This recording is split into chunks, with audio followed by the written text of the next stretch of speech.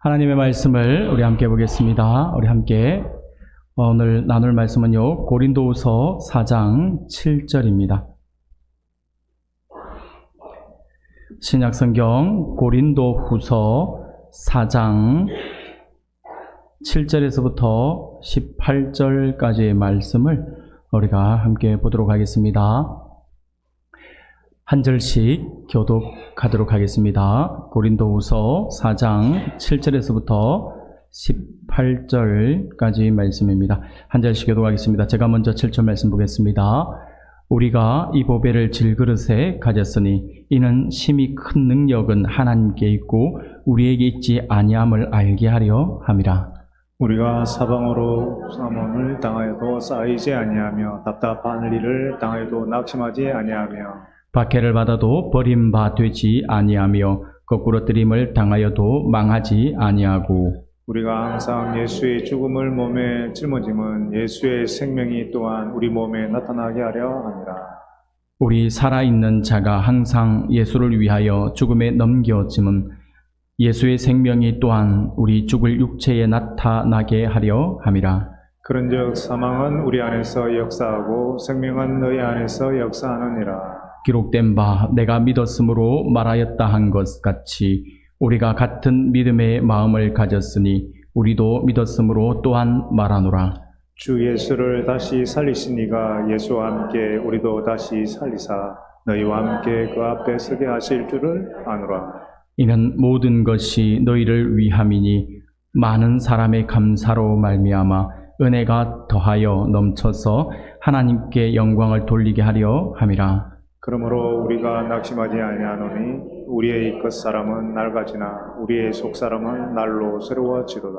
우리가 잠시 받는 환난에 경한 것이 지극히 크고 영원한 영광의 중한 것을 우리에게 이루게 함이니 우리가 주목하는 것은 보이는 것이 아니요 보이지 않는 것이니 보이는 것은 잠깐이요 보이지 않는 것은 영원함이라. 아멘. 아멘. 할렐루야. 반갑습니다. 오늘 오후 시간에도 하나님의 큰 은혜가 우리 사랑하는 성도님들 모두에게 크게 차고 넘쳐나기를 소원합니다. 오늘 날씨가 비도 오고 말 꿉꿉한 것 같아요. 그렇죠? 꿉꿉해가지고 또 오후 시간에 또 많이 또 나른하겠다라는 걱정부터 들더라고요. 우리가 옆에 분들과 함께 인사하겠습니다. 은혜 받읍시다 라고 함께 인기 나누겠습니다. 네, 은혜 받읍시다. 여기까지만 하겠습니다. 원래 계획이 졸지 맙시다 하려 했는데, 그거는 좀, 너무 적나라한 것 같아가지고, 결국 내가 말을 했지만, 감사합니다. 오늘 우리 청년들 오후 예배 시간에 같이 기도하고 하니까 참 좋은 것 같아요. 명철이 오늘 기도 너무 은혜가 됩니다. 근데 너무 어린 나이가 아니에요. 너무 어린 나이에 기도를 시켰다고, 초등학교 애들도 합니다. 그래요. 어쨌든, 또, 기도하니까 명철이 목소리가 다른 것 같아서 제가 눈 뜨고 봤어요. 명철이 맞나 하고, 너무, 또 중음하게 딱 깔려가지고 하니까 더 좋네요. 하여튼 우리 성년들이 같이 기도 동참해주고 같이 예배에 동참하는 그런 부분들이 참 감사하다라는 생각이 듭니다. 그래서 더욱더 우리가 많이 또 우리 청년들, 우리가 또 우리 자녀들을 많이 또 신경을 써야 되지 않겠나라는 생각도 해보고요. 기도를 안 시켰을 때는 모르겠는데 시키어가지고 같이 기도를 하니까 이 청년들이 이런 기도하는 것들을 보면서 이 친구들의 지금 마음이 심적인 상태가 어느 정도고 또 신앙적인 부분이 어느 정도다라고 하는 게 가늠이 되는 것 같아서 더 감사하다라는 생각들을 해보게 됩니다. 여하튼 오늘 우리 본문의 말씀, 우리가 고린도후서 4장의 말씀을 가지고 그리스도만을 자랑하는 공동체라는 제목으로 같이 함께 말씀을 나누면서 또 하나님의 은혜를 나누기를 원합니다. 오늘날 우리는 스스로 자신을 알리는 시대라고 하잖아요. 예전에는 누가 알려주기를 원했잖아요. 옆에서 국 찔러가지고 말 좀 해도 막 이러잖아요. 이렇게 했는데 예전에 누가 옆에서 그러니까 우리는 이 체면 문화라고 하는 게 있어가지고 스스로가 내가 어떻게 잘났다 이렇게 자기를 알리는 이런 부분들은 잘 하지 않죠. 그래서 우리도 그러잖아요. 예전에 어른들이 자기 가족들 이제 뭐 이렇게 칭찬한다든지 자족 자랑하면 팔불출이다 뭐 이런 이야기까지 할 정도로 우리는 그냥 조용히 있고 그것이 겸손이라고 생각을 했거든요. 근데 지금 시대는 아니죠. 지금 시대는 자기를 많이 알리는 이제 시대이잖아요. 그래서 자기 스스로를 알리는 시대라고 해서 오늘 우리 시대를 자기 PR의 시대다라고 자기 PR 시대다라고 그렇게 이야기를 하죠. 그러다 보니까 이제 자신을 어필해야 되는 거예요. 내가 누구다라고 하는 것을 어필하고 내가 무엇을 하고 내가 무엇을 좋아하고 나의 성격이 어떻고 막 이런 것들에 대해서 많이 알려야 되거든요. 그러다 보니까 우리 학생들이 상급 학교로 진학을 한다든지 아니면 청년들이 어떤 직장을 우리가 들어갈 때에 뭐 취업을 준비해서 들어갈 때에 이력서를 쓰잖아요. 이력서를 쓴다든지 이렇게 할 때 항상 중요하게 여기는 것이 하나가 있습니다. 그게 뭐냐니까 자소서라고 하죠. 예. 자기소개서를 정말 잘 써야 돼요. 그러다 보니까 요즘에는요, 학원도 있어요. 자기소개서 써주는, 뭐 어떤 대필해주는 사람도 있고, 자기소개서를 잘 쓰는 방법을 가르쳐주는 또 그런 학원들도, 그래 있습니다. 그래서 막 듣고 나서 이건 이렇게 쓰면 좋겠고, 저는 저렇게 쓰면 좋겠고, 막 이런 이야기들, 조언들을 많이 하죠. 근데 그것이 돈이 안 될 것 같은데 엄청나게 돈이 돼요. 저기 서울에 있는 아주 유명한 학교들을 가려면요 이게 정말 잘 써야 되거든요. 그러다 보니까 이 자기소개서 하나만 제대로 대필해 주는 것만 해도 몇십만 원 합니다. 그런 식으로 한 장에 얼마 뭐 이런 식으로 나오고 엄청나게 막 하더라고요. 여하튼 이 자기소개서가 정말 중요한 역할을 하는 시대가 지금 우리 시대가 아닌가라는 생각이 들어집니다. 그런데 이런 자기소개서는요 최대한 긍정적으로 자신을 소개하며 알리잖아요. 자신의 장점을 또 너무 지나치게 해도 안 돼요. 나 모든 때 다 잘해. 그러면서 막 하면 그 이력서는 보지도 않습니다. 이 어디 자기 도치에 빠져가지고 뭐 이러면서 별로 안 좋아합니다. 근데 또 너무 부정적으로 써도 그래 니는 부정적이구나 하면 또 빼죠. 그러니까 최대한 자기의 장점을 살려야 돼요. 드러내야 되는데 너무 이렇게 자기 장점만 너무 지나치게 드러내어서도 안 되는 것이 이 자기소개서인데 그래서 어쨌든 자기 자신을 내가 누구다라고 하는 걸 밝혀줘야 되고요. 그래서 내가 어떤 것을 잘하는지 그리고 내가 나를 왜 뽑아야 되는지 나를 뽑았을 때에 이 회사나 아니면 이런 어떤 그 단체가 어떤 유익을 얻을 수 있는 거지 그 자신의 그 뽑음으로 말미암아 더 드러날 수 있는 효과까지 이야기해 준다면 굉장히 좋아하겠죠. 그래서 이게 심사하는 사람들이 그런 것들을 보면 이 심사하는 사람이나 면접관이 기억을 하는 거예요. 기억을 해서 비슷한 성적이다 그러면 그럼 나는 이 사람이 좋아요. 뭐 이렇게 해서 선택을 하게 되는 것이죠. 그래서 사람들에게 또 인정을 받을 수 있습니다. 그런데 이렇게 자신을 소개하면서 스스로 자신의 약점을 자랑하는 사람은 없죠. 나는 이런 거 못하고 저런 거 장점은 요만큼 쓰는데 단점이 이따만하게 많이 쓰는 그 친구는 합격할 수가 없습니다. 비록 이렇게 장점을 많이 쓰고 약점이 있다 하더라도 약점은 아주 작게 써야 되죠. 작게 쓰는데 또 전혀 없는 것처럼 이야기하면 안 되고요. 약점은 내가 이런 부분에서 단점이 있지만 나는 이것을 잘 보완해서 오히려 이 단점이 나를 이렇게 강하게 만들었습니다. 뭐 이런 식의 어떤 어필을 하게 되며 이 친구는 좀 약한 부분이 있지만 그것을 잘 소화해서 승화시켜서 더 나은 모습으로 갈 수 있구나 라고 하는 것들로 되니까 오히려 단점이 장점으로 바뀌어지게 되는 그러한 효과를 볼 수 있죠. 그런 식으로 여하튼 자기의 단점은 최대한으로 쓰지 않는 것이 이 보통 일반 상식선에서 말하는 이 자기소개서 안에 들어가야 될 내용이거든요. 우리 모든 사람들이 아마 대부분 그런 마음들을 가질 거예요. 그래서 일반적인 상식에 맞추어 보면 대부분 자기의 어떤 잘하는 모습들을 많이 밝히죠. 그런데 오늘 본문의 말씀을 보면요, 우리가 생각하는 일반적인 상식과는 다르게 많은 사람들 앞에서 자신의 연약함, 나는 연약한 사람입니다 라고 그렇게 당당하게 말하고 있는 한 사람을 우리가 발견하게 되죠. 바로 너무나도 잘 알고 있는 바울입니다. 바울이 그렇게 이야기를 하고 있습니다. 바울은요, 오히려 자신의 약함, 나는 약한 존재입니다 정도로만 끝나는 것이 아니라 자신의 약함을 오히려 자랑한다까지도 고백하는 사람이 바로 이 바울이었거든요. 그러면 바울이 이렇게 자신의 약함을 자랑하고 있는 이유가 무엇일까요? 오늘 오후 시간에는요, 바울이 이렇게 자랑하고 있는 자신의 약함과 그 약함 속에 숨겨져 있는 하나님의 비밀이 무엇인지에 대해서 우리가 함께 살펴보면서 하나님의 은혜를 나누고자 합니다.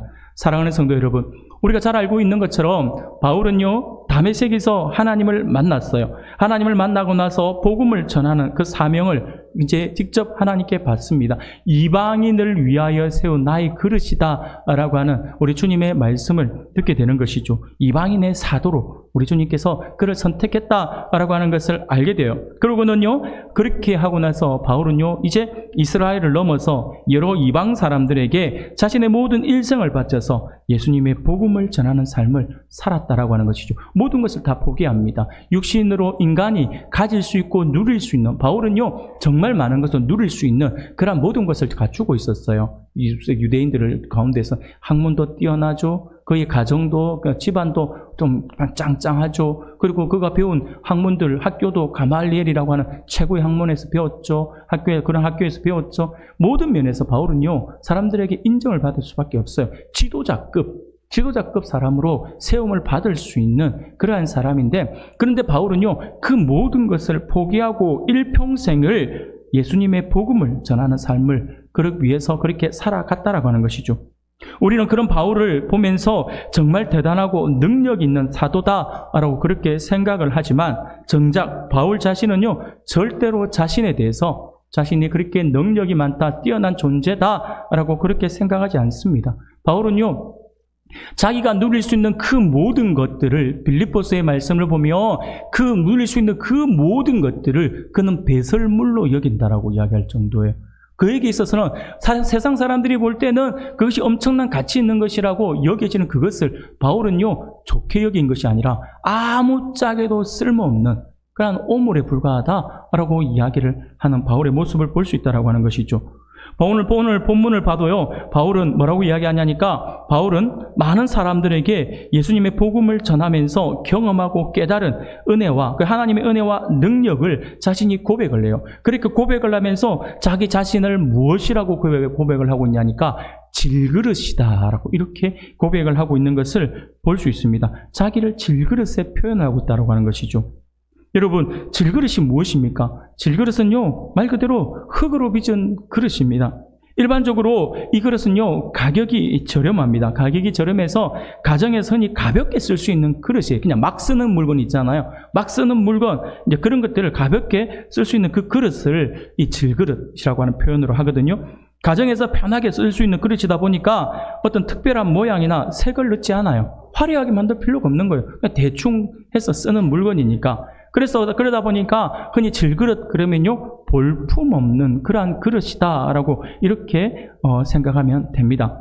또 이 질그릇은 불 속에 한 번만 구워요. 그러니까 여러 번 구울 필요가 없는 거예요. 가격 저렴하게 해서 이렇게 저렴하게 내어서 편하게 써야 되는데, 이것을 여러 번 굽고 해서 정성을 들여가지고 탕탕하게 만들 필요가 없다라고 하는 거죠. 그래 되면 그만큼 정성이 들어간 거니까 가격이 올라갈 수밖에 없는 거죠. 그래서 정말 싸게 쓸 수 있는 거니까 이 그릇을 구울 때도 한 번만 굽는 거예요. 그렇기 때문에 한 번만 굽기 때문에 충격이 아주 약합니다. 조금만 충격해도 금이 가고 깨어지긴 쉬운 그릇, 그것을 성경은 질그릇이다라고 이렇게 표현을 하거든요.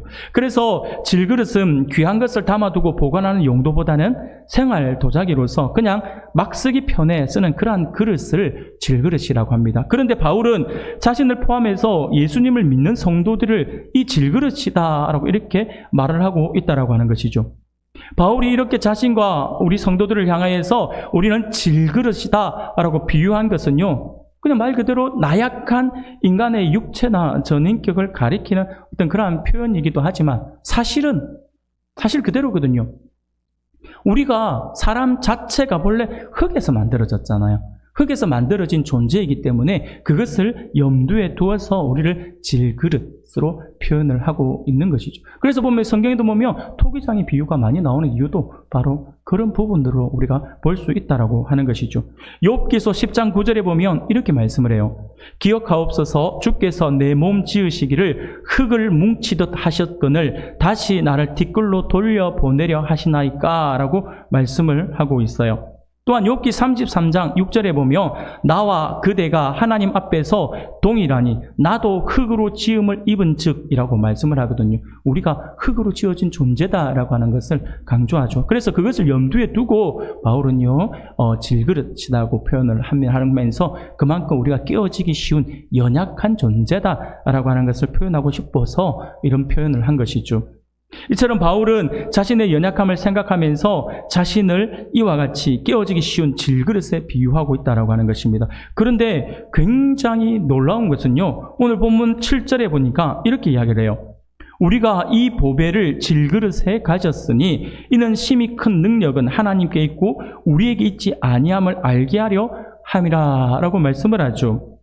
바울은요 이렇게 볼품없고 약한 질그릇 안에 보배가 담겨져 있다라고 그렇게 표현을 하고 있습니다. 사랑하는 여러분, 그렇다면 바울이 말하고 있는 그의 질그릇, 우리 그리스도인의 질그릇과 같은 우리 그리스도인이 그 안에 품고 있는 보배, 그게 뭘까요?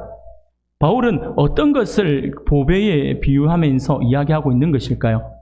그것을 우리는 몇 가지로 해서 살펴볼 수가 있는데 그 첫 번째가 뭐냐면 하나님께 받은 사도의 직분을 지금 이야기하고 싶은 거예요. 그러니까 직분을 이야기하고 싶은 겁니다. 바울은 복음을 전파하는 자신의 사도직이 매우 영광스러운 것이다 하고 말을 하고 있는 거죠. 나에게 맡겨준 이 직분은 보배로운 것이다 라고 이렇게 표현을 하는 것입니다.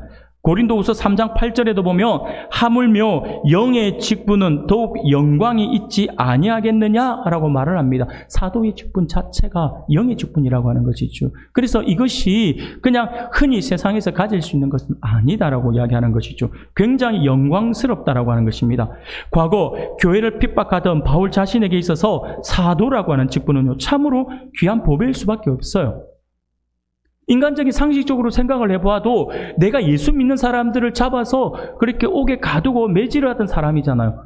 예수님을 핍박하던 자잖아요. 그래서 예수님도 그를 만났을 때 사울아 사울아 네가 왜 나를 핍박하느냐라고 하잖아요. 주님을 핍박했다라고 표현을 하잖아요. 그러니까 예수님을 핍박하던 그가 이제 예수님을 전하는 사람이 되는 거죠. 그러면 바울의 입장에서는요, 이것만큼 놀라운 은혜가 어디 있냐고요.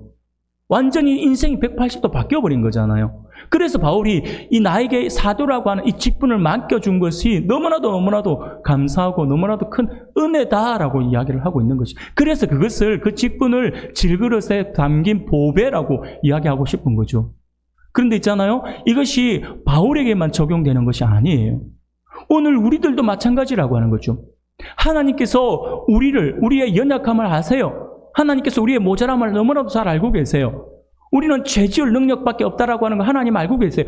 그럼에도 불구하고 하나님께서 우리를 선택하시고 우리를 불러주시고 우리를 세워주시는데 그냥 나로 하여금 이 자리에 있게만 해주시는 것도 감사한데 하나님께서 나에게 직분을 맡겨주셨다라고 하는 거예요. 얼마나 감사합니까? 바울이 그 놀라운 은혜 가운데서 고백하는 것이 그것이죠. 오늘 우리가 그래야 됩니다. 우리가 하나님께서 나에게 맡겨준 직분을 생각할 때에 내의 모습, 나의 됨됨이를 볼 때는 내가 맡을 수 있고 내가 이것을 감당할 수 있는 자격이 안 되는데도 불구하고 하나님께서 나에게 이것을 맡겨주셨구나 라고 하는 그 마음들이 우리 안에 있어야 합니다. 그러면서 하나님 감사합니다라고 할 수 있어야 돼요. 이것이 보배와 같이 느껴져야 한다라고 하는 것이죠. 그래서 하나님께서 나에게 맡겨주신 이 직분에 내가 최선을 다해야 되는 거죠.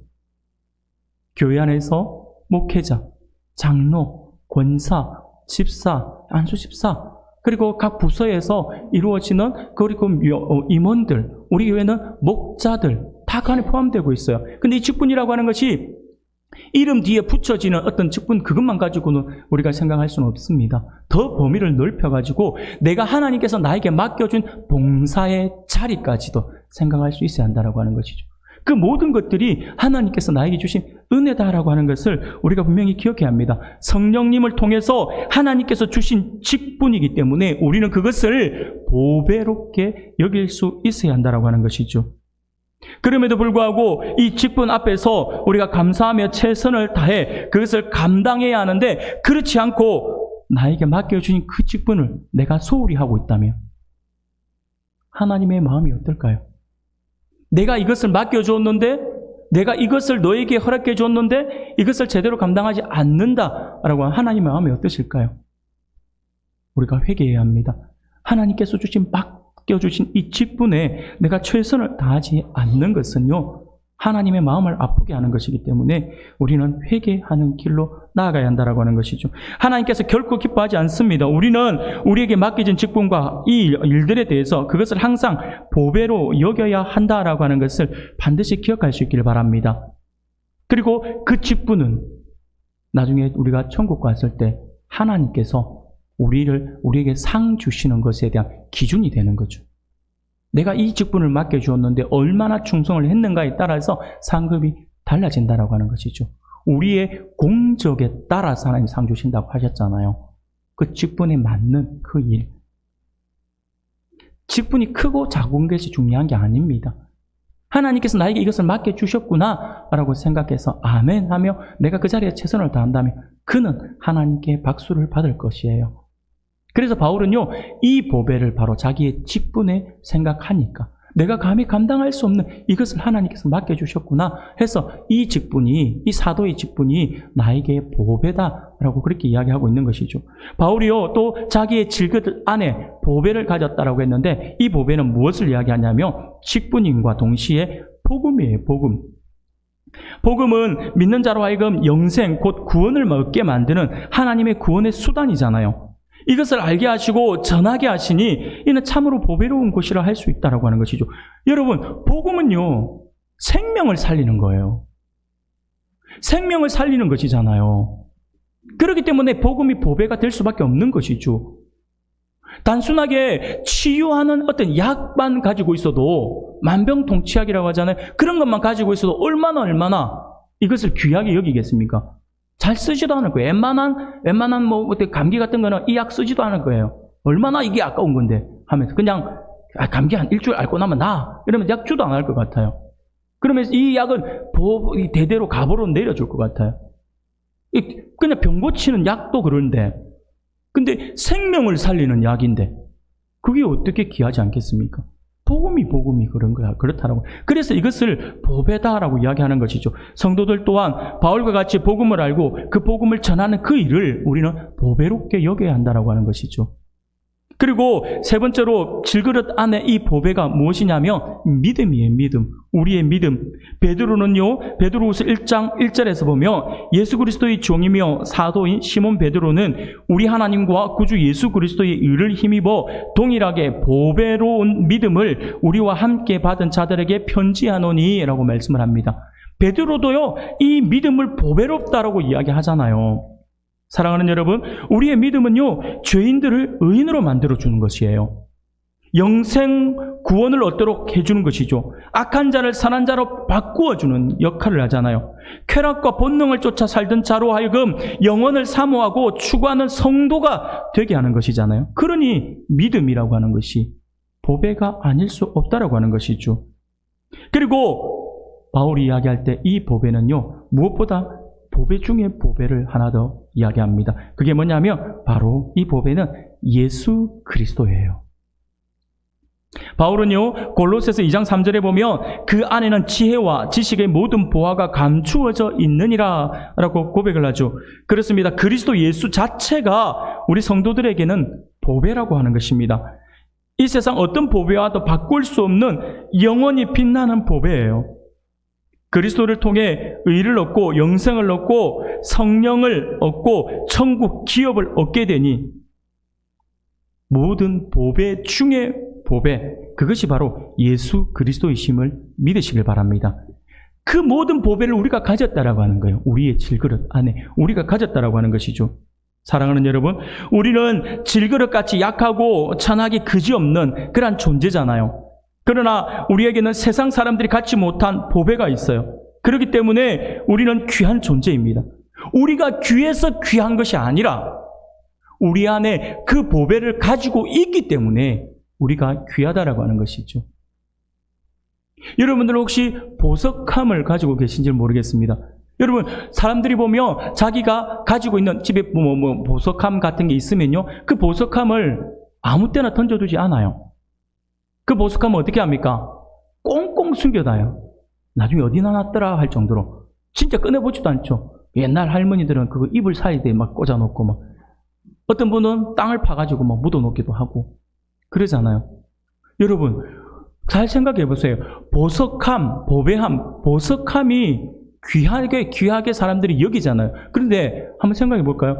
보석함이 귀해서 그것을 귀하게 여기는 걸까요? 아니죠. 보석함이 귀한 게 아니에요. 보석함이 귀한 게 아니라 보석함 안에 들어있는 보석이 중요하다라고 하는 거죠. 아무것도 안 들어있는 보석함을 그렇게 꽁꽁 숨겨놓은 사람 아무도 없어요. 그 안에 보석이 들어있을 때 그 가치가 있는 거잖아요. 사랑하는 여러분, 우리는 질그릇과 같은 존재예요. 그럼에도 불구하고 하나님이 우리를 보배롭게 여겨주시는 이유가 뭘까요? 바로 우리 안에 담겨져 있는 바로 그 믿음과 그리고 복음, 그리고 직분 이런 거 다 있지만 보배 중에 보배라고 할 수 있는 우리 주님이 계시잖아요. 그래서 우리 주님께서 우리 하나님이 우리를 그렇게 보배롭게 여겨주시는 것이죠. 그 사실을 알아야 합니다. 내가 잘나서 내가 뛰어나서 하나님께 그렇게 칭찬을 받고 잘한다 박수 받는 존재가 아니에요. 내 안에 있는 그분이에요. 그분 때문에 그렇다라고 하는 것이죠.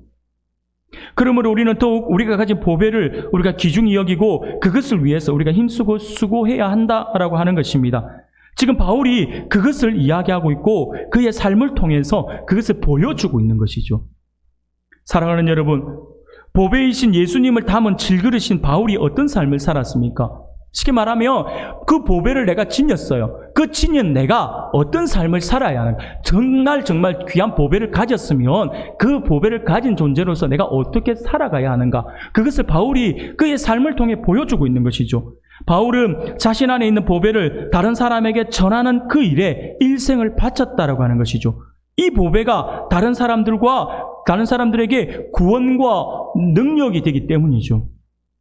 그런데 사실 보배를 담은 질그릇은 보배를 전하는 바울은 질그릇으로서 복음을 전하는 그런 바울은요 그 말로 다 할 수 없는 수많은 어려움을 겪었어요. 지금 우리도 그렇잖아요. 우리도 우리 안에 있는 그 보화, 그 보배를 우리가 증거할 때는 믿지 않는 사람들로부터 핍박을 받게 되어 있어요. 그런데 지금 우리가 당하는 핍박은요 바울이 당하는 핍박과 비교할 수가 없어요. 바울은요 어떤 핍박을 받았습니까? 대충 한번 살펴보세요. 바울은요 사도행전 14장에 보면 루스드라에서 복음을 전하다가 거기서 어떻게 합니까? 돌에 맞아 거의 죽을 뻔해요. 오히려 돌을 던진 사람은요 그가 죽었다라고 생각을 해서 성 밖에 버렸다니까요. 그런데 바울이 어떻게 합니까? 성 밖에 끌려가서 버림을 받고 나서 거기서 바울이 일어나요. 털털 털면서 일어나요. 온몸이 피투성이가 되어 있는 그 상태에서 다시 루스드라로 들어갑니다. 그의 안에 있는 보배가 얼마나 귀한 것이, 이 보배를 위해서 이렇게 핍박당하는 것은 당연하다라고 생각을 한 것이죠.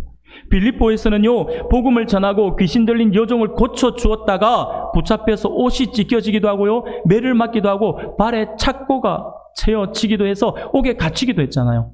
에베소에서는요 말씀을 전하면서 큰 붕이 일어나자 장사에 타격을 입었던 그런 아데미 신상을 팔아서 하는 그 조합원들에 의해서 그들이 데모를 일으키거든요. 그래서 바울 일행들을 둘러싸고 큰 소동이 벌어지기도 했어요. 쫓겨나는 거죠. 바울은요 제수의 신분으로 로마로 배를 타고 가다가 광풍을 만나 죽을 뻔하기도 했잖아요. 이것은요 지금 제가 몇 번 말씀을 드리는 것은요 성경에 그대로 기록되어 있는 사건을 중심으로 해서 이야기를 하는데 실질적으로 바울이 성경에는 기록되어 있지 않지만 바울이 당한 고통이 어느 정도였는지를 바울이 고백하는 부분이 있어요. 고린도후서 11장이에요. 11장 23절부터 27절에 보면 바울이 이렇게 이야기합니다. 자기의 고백 한번 들어보십시오. 내가 수고를 넘치도록 하고 옥에 갇히기도 더 많이 하고 매도 수없이 맞고 여러 번 죽을 뻔하였으니 유대인들에게 40에서 하나 감한매를 5번 맞았으며 3번 태장으로 맞고 1번 돌로 맞고 3번 파선하고 일주야를 깊은 바다에서 지냈으며 여러 번 여행하면서 강의 위험과 강도의 위험과 동족의 위험과 이방인의 위험과 위험과 시내의 위험과 광야의 위험과 바다의 위험과 거짓 형제 중의 위험을 당하고 또 수고하며 애쓰고 여러 번 자지 못하고 줄이고 목마르고 여러 번 굶고 춥고 헐벗었노라 라고 이야기합니다. 바울이 당한 고통을 쭉 읽기만 해도 숨이 차려고 합니다. 얼마나 많은 고통을 당했습니까? 바울은 이렇게 예수님의 그 복음을 전하면서 어려움을 겪은 것을 오늘 본문 10절에도 보니까 예수님의 죽음을 내가 짊어졌다라고 표현을 하죠. 무슨 말입니까? 예수님의 죽음을 나의 몸으로 경험한다라고 하는 거예요. 쉽게 말씀을 드리면 내가 이렇게 고통을 당하지만 주님의 고통에는 아무 새발의 피다. 거기에 비할 수는 없다라고 하는 것이죠. 우리 주님의 고통에는 내가 이렇게 당한 것들이 아무것도 아니다라고 하는 거예요. 근데 한번 보십시오. 주님께서 그런 엄청난 고통을 당하셨잖아요. 바울이 고백할 때. 우리가 볼 때 바울이 이 정도 고통은 엄청나잖아요. 근데 그것이 주님께 비하면 아무것도 아닌 거죠. 그래서 자기는 예수님의 죽음을 나의 몸으로 경험한다라고 하는 뜻으로 이 이야기를 하고 있는 거거든요. 근데 우리 주님은요, 그 고통을 당하면서 자신에게 맡겨준 그 일들, 십자가 그 일을 주님이 포기하셨나요? 포기하지 않았잖아요. 그래서 바울도 포기하지 않는 겁니다. 주님은 나보다 더 엄청난 고통을 당하셨음에도 불구하고 그 모든 것을 포기하지 않고 끝까지 그 십자가를 지셨는데 내가 그 주님에 비해서 나는 정말 조금밖에 되지 않는 이 고통 당한다고 내가 그만둔다라고 하는 게 말이 되겠느냐라고 하는 거죠. 바울이 지금 그 고백을 이야기하고 있는 거예요. 사랑하는 성도 여러분. 그런데 바울은요, 이런 어려움들을 가끔씩 경험한 것이 아니라 항상이라고 표현하죠. 항상 이런 어려움 속에 살았다라고 이야기를 하는 거예요. 질그릇 같은 바울은 많은 고난 속에서 힘겹게 살았습니다. 그러면서도 하나님께서 자신에게 주신 사명과 복음을 전할 때 겪는 이 모든 어려움들을 그는 당연한 것으로 받아들였다라고 하는 것이죠. 그런데 바울이 이렇게 많은 어려움을 당하면서 죽지 아니하였고 또 실패하거나 쓰러지지 않았어요. 오히려 바울은요, 죽음과 같은 고난 속에서 일으켜주시는 하나님의 능력을 경험했다라고 하는 것이죠. 사랑하는 여러분, 이 말은요, 오늘 우리들에게도 너무나도 도전이 되는 말씀이에요. 쉽게 말씀을 드리면 내가 예수 때문에 지치고 내가 예수 때문에 핍박받고 내가 예수 때문에 너무 힘들어서 내가 맡은 그 직분들 내가 하고 싶은 걸 그만두고 싶은 마음이 들어서 그럼에도 불구하고 나는 그만두지 않고 끝까지 하는 거예요. 내가 죽으면 죽었지. 이렇게 죽으면 순교다라고 생각하면서 그거 나가잖아요. 근데 하나님은요, 그렇게 하면서 생명을 앗아가지는 않아요. 오히려 그것을 더 하나님의 능력을 체험하는 하나의 계기가 된다라고 하는 것이죠. 오늘 우리들에도 마찬가지입니다. 바울이 쓰러지지 않았어요. 바울은 죽음과 같은 고난 속에서 이렇게 주시는 하나님의 능력을 경험했다라고 이야기하고 있습니다. 바울의 고백을 한번 볼까요? 8절과 9절이에요. 우리가 사방으로 우겨싸움을 당하여도 쌓이지 아니하며 답답한 일을 당하여도 낙심하지 아니하며 박해를 받아도 버림받지 아니하며 거꾸로 뜨림을 당하여도 망하지 아니하고 라고 고백을 하죠. 사랑하는 여러분, 그렇습니다. 바울은 고난 속에서 오히려 예수님의 생명의 그 능력을 경험을 했다라고 하는 것이죠. 조금 전에 제가 약간 말씀을 드린 것처럼 루스드라에서 돌에 맞아 쓰러졌지만 다시 일어나 성에 들어가서 복음을 전하는 그 놀라운 힘을 하나님께서 주심을 체험했고요. 빌립보 감옥에서 찬송하고 기도할 때에 하나님의 역사로 감옥 문이 열리고 매인 것이 풀어지고 심지어 간수가 회개하고 온 집안이 예수님을 믿고 세례받는 역사가 일어나잖아요. 하나님은요, 큰 풍랑 속에서 바울의 복음 전파 사명, 큰 풍랑 속에서도 바울의 복음 전파 사명 때문에 그를 죽이지 않잖아요. 오히려 그와 함께 그 배 안에 있는 모든 사람들까지 다 하나님께서 살려주시는 놀라운 것을 경험하잖아요. 고통 가운데에서 오히려 하나님의 그 능력을 더 많이 체험했다라고 하는 것이죠. 바울이 지금 그 이야기를 하고 있는 것입니다. 바울이 가진 강함 때문이 아니었어요. 바울이 가지고 있는 능력 때문이 아니었어요. 바울 안에 있는 보배이신 예수님의 복음의 그 능력이 역사하신 결과이심을 믿으시길 바랍니다. 우리와 함께 하시는 하나님이 우리를 그렇게 능히 이길 수 있고 감당할 수 있는 힘을 주신다라고 하는 것이죠. 사랑하는 성도 여러분, 고난을 이기는 힘이 바울에게서 나온 것이 아니에요. 하나님으로부터 나온 것입니다. 질그릇 같은 바울은 깨어질 수 있지만 그 안에 담긴 법에 예수님의 그 능력으로 바울은 다시 일어나고 복음을 전하는 일을 멈추지 않았다라고 하는 것이죠. 사랑하는 여러분, 우리는 질그릇처럼 깨어지기 쉬운 존재예요. 우리는 너무나도 깨어지기 쉬운 존재예요. 그러다 보니까 어느 정도로 깨어지기 쉽습니까? 같은 신앙생활을 하고 있는 성도들 가운데에서도 툭툭 던지는 말 한마디에 상처받고요. 표정 하나에도 상처받고요. 심지어는 이 복음의 말씀을 전하는 말씀 때문에 또 상처받았던 사람들도 있어요. 그럴 때마다 참 많이 안타깝죠. 아니, 우리가 연약해서 그래요. 우리가 연약해서. 그래서 우리는요, 항상 우리가 서로를 대할 때는 모두가 연약한 존재이다. 정말 연약한 존재이다. 그래서 아무리 친해도, 아무리 우리가 편해도, 우리가 너무나도 이게 좀 편해도 툭툭 던지는 말로서 상처가 되는 말들은 하지 않는 게 좋습니다. 은혜가 될 때는요, 그게 은혜가 되는데 그냥 웃고 넘어가는데, 은혜가 조금 떨어지면요, 그냥 지나갈 수 있는데도 불구하고 우리는 좀 연약하잖아요. 연약하기 때문에 꼭 보면 하나님의 오늘 선포된 말씀을 집에서 묵상하지 않잖아요. 오늘 말씀을 집에 가서 오늘 목사님 어떤 말씀 하셨지 하면서 막 메모했던 거 아니면 주보 꺼내가지고 묵상하시는 분 계십니까? 제가 머릿속에 인사드리려고 했는데. 근데 우리는 뭘 묵상하는 줄 아세요? 아까 또 집사님, 권사님이 이야기한 그게 무슨 뜻이지? 무슨 의미로 나한테 묵상하지 말아야 될 걸 묵상하는 거예요. 근데 그 묵상하면 묘하게 하나님의 은혜가 되는 것 같죠? 아니죠. 상처가 되는 말을 자꾸 이 안에 스물스물 올라오는 거예요. 그런 뜻인가? 사랑하는 여러분, 하나님의 말씀만 묵상하시기 바랍니다. 할렐루야. 아멘 소리 약해가 순간 계속해서 그렇게 하시려나 싶어가지고. 사랑하는 성도 여러분, 우리는요, 질그릇처럼 깨어지기 쉬운 존재잖아요. 그래서 이러한 우리들이지만 연약한 우리 안에 보배이신 예수님의 복음이 있다라고 하는 사실을 우리가 분명히 기억할 수 있기를 바랍니다. 예수님의 십자가 보혈과 부활의 능력, 영생의 능력이 있기에 우리는요, 좌절하거나 실패하지 않아요. 바울은 우리가 낙심하지 아니한다라고 고백하고 있지 않습니까? 우리가 그렇다라고 하는 것입니다.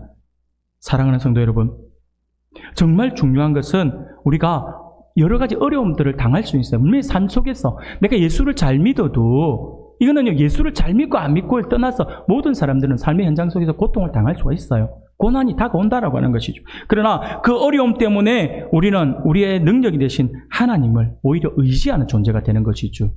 내가 약함을 알면, 나의 약함을 알면, 내가 질그릇과 같은 존재다라고 하는 것이 깨달아지면요, 내가 약하기 때문에 하나님 앞에 더 엎드리게 된다라고 하는 것이죠. 그래서 내가 약하다, 나가 질그릇 같다라고 하는 것을 깨닫는 것이 너무 중요해요.